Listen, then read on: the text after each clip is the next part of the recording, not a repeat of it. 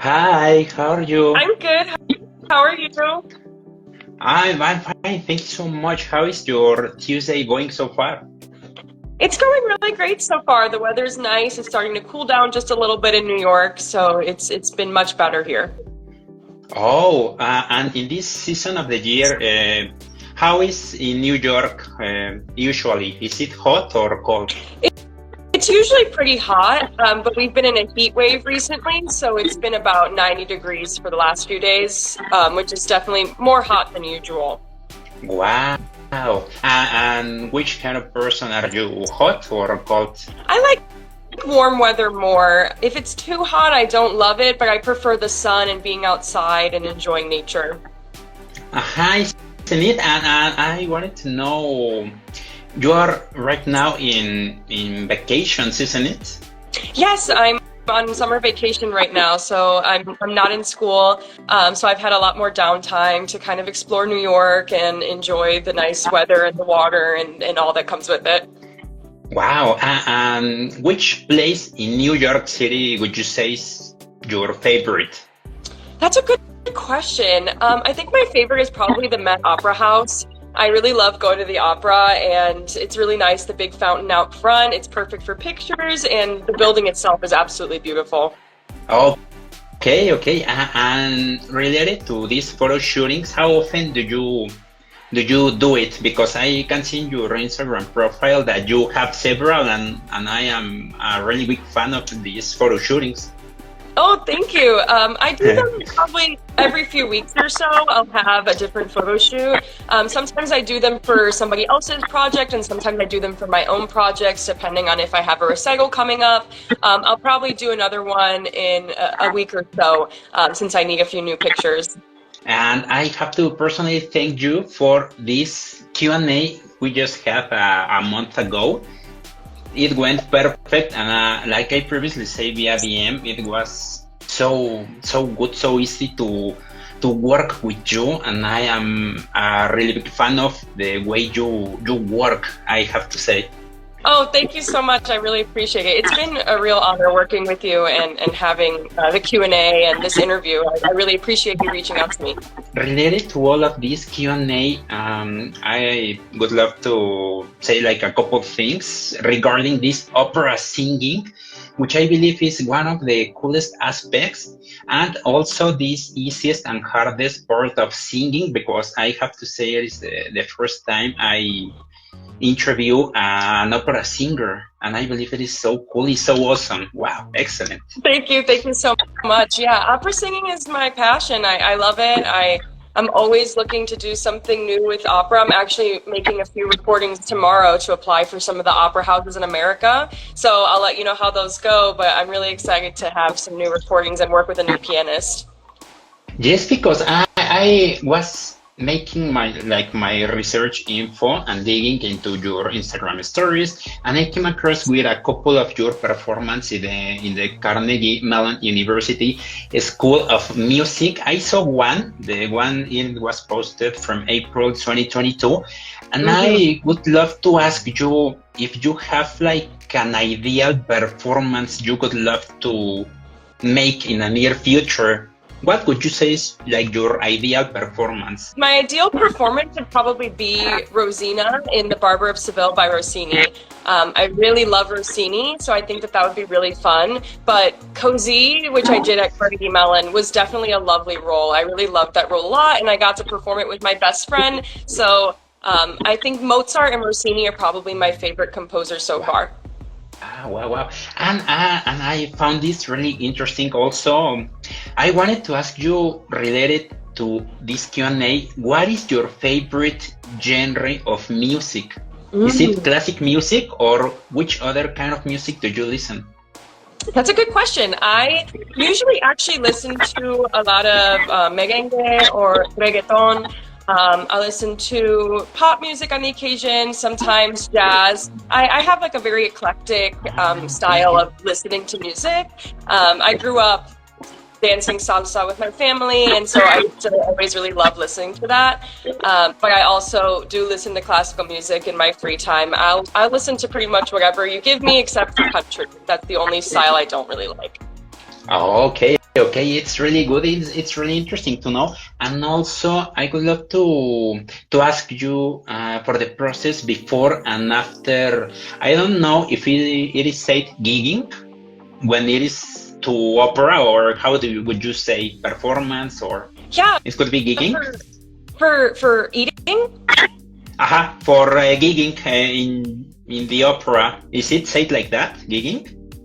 Yeah, so in the opera, I usually prepare by just kind of making sure I drink a lot of fluids and just make sure that I take care of myself. I don't really have like a specific thing that I do or don't do. I just make sure that I'm staying healthy, and that's just kind of how I prepare for singing. I try to avoid being around people a lot before a performance to avoid sickness, stuff like that. But I don't really have like a specific thing I do or don't do other than just practicing and whatnot.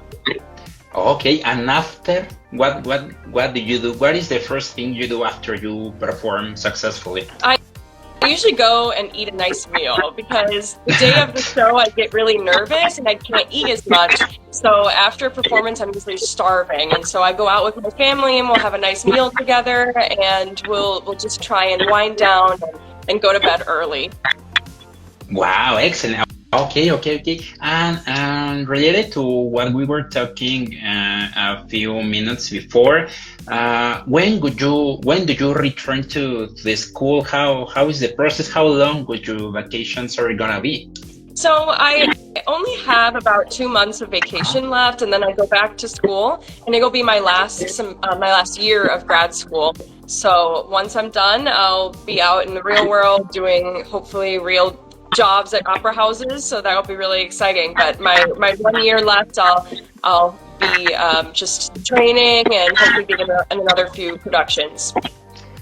Wow, excellent, excellent, Brie. You will see that it will be a really interesting future to come.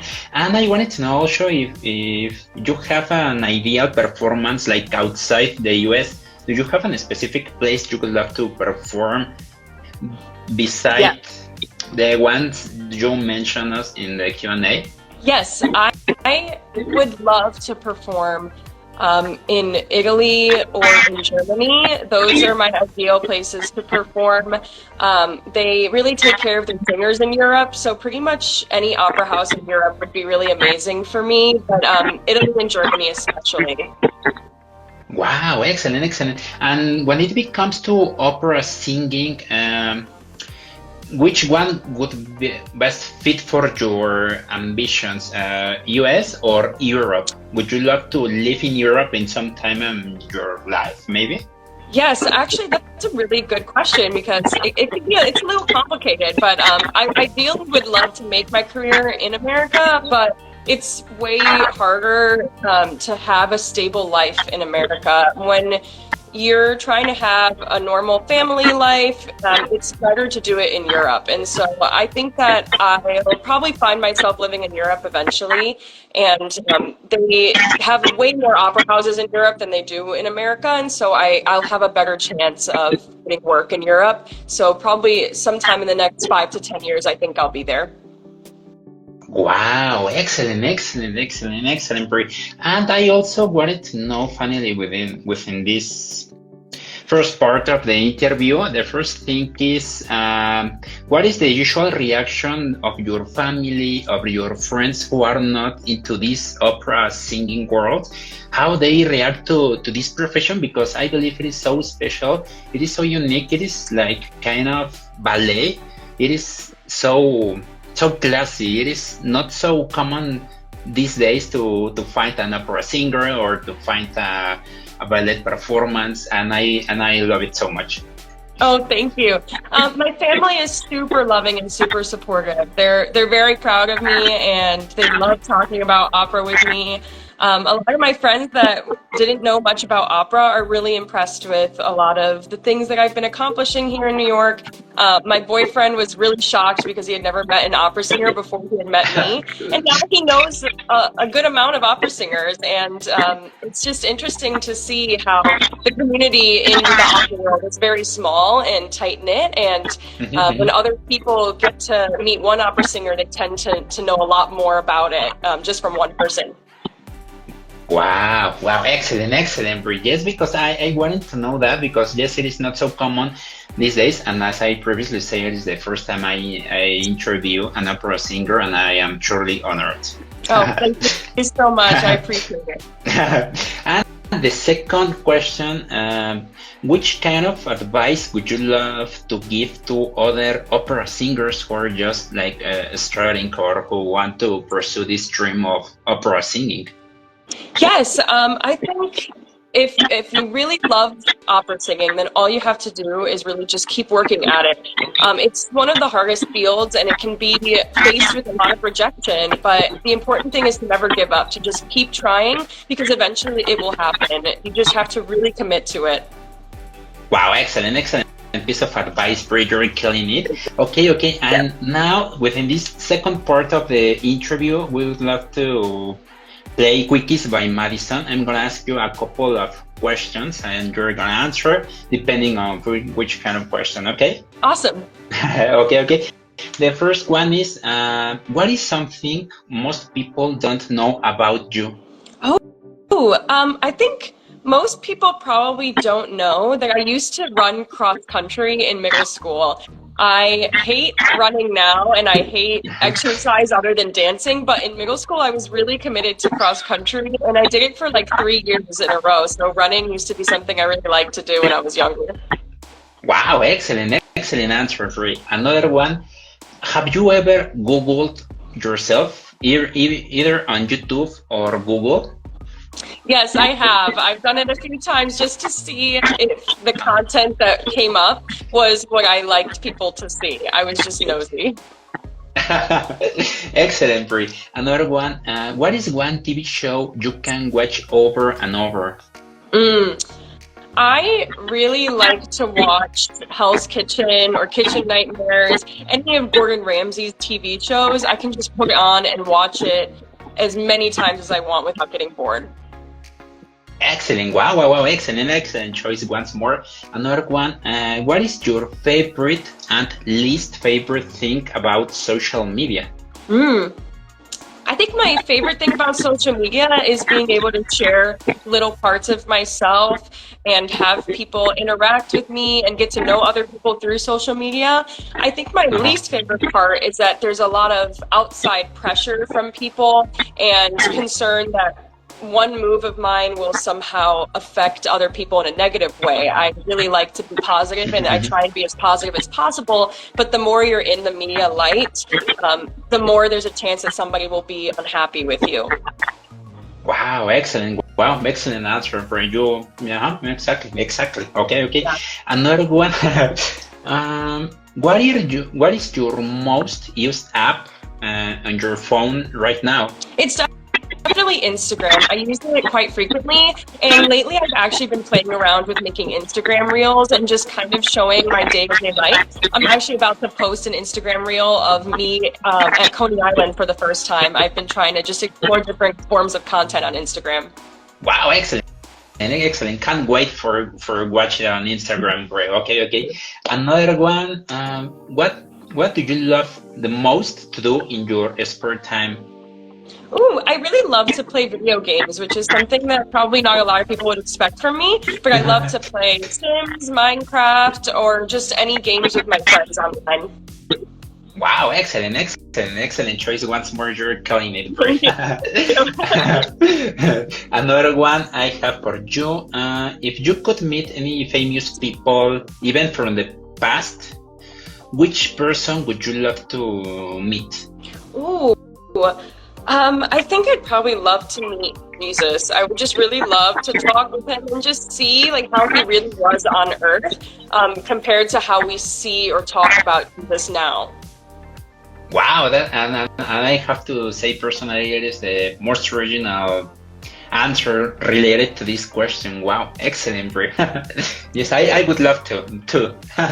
Yes. Okay. Yes. Another one I have for you, if you have to eat like one meal for the rest of your life, what would you choose? It would probably be con habichuelas. I really love my mom's rice and beans recipe, and I could just eat that all day long. Wow, excellent, excellent, excellent. Once more, Bri. Okay, another one. What is your biggest pet peeve? I think my biggest pet peeve is probably a messy living space. I really like to have a nice, clean house, and it really upsets me when things aren't in the places that I designed for them to be in. And if something is not in the right spot, do you move it? Oh, immediately. I'll be moving things the slightest bit. I'll get very upset if it's not. Okay, okay, excellent. Another one.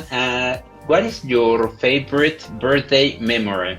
Oh, actually, my favorite birthday was my 20th birthday. I was still in Pittsburgh at Carnegie Mellon University. I had just met my boyfriend, and I just had the best birthday ever. My friends were all there. My parents bought me a very beautiful necklace that I'll always keep in my heart. It's a gorgeous necklace I've been wanting for years, and my family was there to visit me, and I just had a really great time with friends. It was just a wonderful day.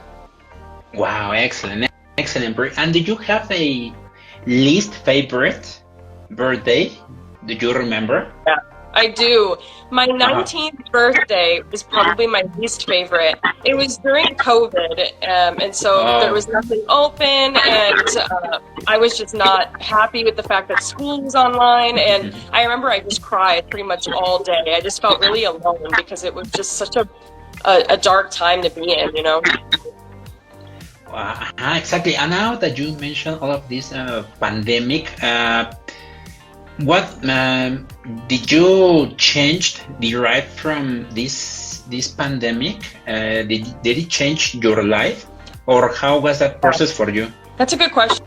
It did change a lot about me. I think that if I had had a normal college experience, that would have been great, of course, but I think I would not have had a life event that had me stop and kind of rethink what I was doing, why I was doing it, and who I was surrounding myself by. A lot of people had the worst come out of them during COVID because we were all just having such a difficult time coping with it. And so I saw a lot of people's true colors probably earlier than if I had not been in the pandemic. And so I was able to kind of figure out who I wanted to be around and who I wanted to call my friends while I was at school. So I definitely think it changed me for the better, even though it was a really hard time, especially for singing. Oh, okay, exactly. Yes. As you previously say, okay. Yes, and I believe it is a really interesting point of view. Yeah. Yes, because pandemic, it was so life-changing, and within these episodes, it is always like a milestone, either positive or negative. They change their lives, and the way they see life, like before and after, it is so like different. Okay, exactly. Yes. Okay. Another one I have for you. Do you have a goal for this couple of years, maybe 3 or 5? What is your goal for this 5 years, let us say? Yes, the goal for mine is pretty simple. I just want to have consistent work being an opera singer. So whether that's contract work, whether that's being a young artist, I really just want to be consistently singing in an opera house and making beautiful music with people.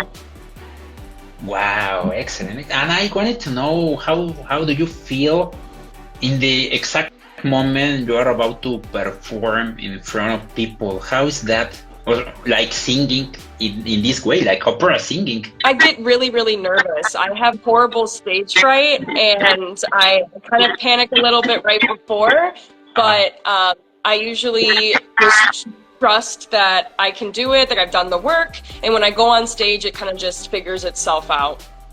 And how long are the performances? What's the longest you have been like singing?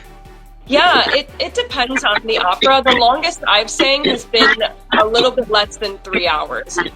That was the longest opera I've been in. Most are about that long, but in undergrad, they would cut a lot of the scenes in the opera and make it to be about an hour and a half.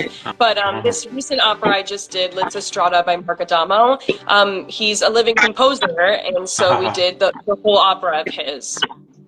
Wow. And I forgot also to ask you if there are any other singers in your family or not. How did you come across with this talent? There's no one else in my family that sings. My mother would sing for fun when she was younger, but not opera singing. So for me, it kind of came out of left field a little bit. I had started singing in my church, and from there, it just kind of was me working towards it. But my family does not have any singers.